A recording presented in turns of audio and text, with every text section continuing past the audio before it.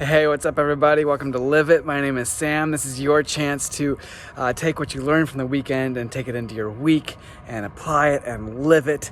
And this past weekend, we kicked off our Deep series and talked all about the Last Supper. Mike talked about the Last Supper and about communion and just all that stuff. And so as I was thinking about communion this week, I was reminded of a little bit of a time where Paul is talking to Corinthians. So in 1 Corinthians, he's writing this letter and he says, in this one thing, I can't commend you like the other things that you're doing so well. So in this one area, you're just not doing it. And he's talking about communion. And he's saying that these people, they're coming into the church and they are, or the meeting or whatever it is, the house church basically at that point, and they're all like eating the dinners together, eating this like supper together and then celebrating the Lord's Supper. But some people are like eating everything and like maybe eating it all before everybody else gets there, or like just like coming hungry, so they're there to like fill up on it.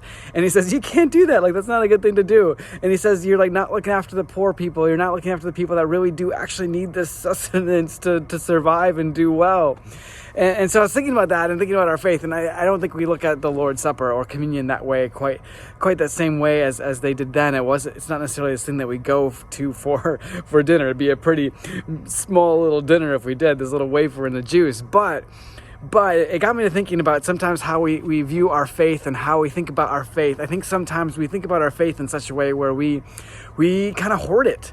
We are doing whatever we can to like hoard and hold on to this faith. We're so concerned about filling ourselves up that we forget to maybe share it with other people or make sure that there's enough for others or invite other people into the party because we're worried about more so just making sure that we've got enough. And the thing about the Christian faith is that Jesus is enough to sustain us and to provide for us. And the more we share it with others, the more there's always available there for others to have. And so what I want to encourage you with this week is as you consider how you're living your faith, I want you to ask yourself a couple questions. The first one is this, are you actually sharing this faith? Is it something where you're just wanting to go and fill yourself up, or is it something that you're inviting other people into with you? So are you inviting and sharing, or are you kind of hoarding it to yourself? And the second thing I want to ask you for a question is this: as you consider whether or not you're doing that or hoarding it or whatever, selfishly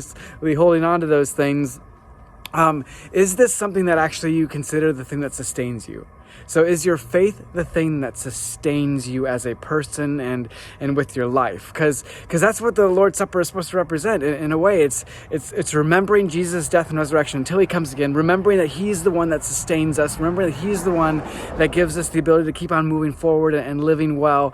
And so as you consider those things, I want you to think about and be challenged by this. This week, I challenge you to share your faith, because this has never been meant to be kept to ourselves. And then also to live like Jesus, and the faith in Jesus is the thing that sustains us, not some other thing. So I encourage you with that this week, and I challenge you that this week. And thanks so much for living it with me. And I will see you all again next week.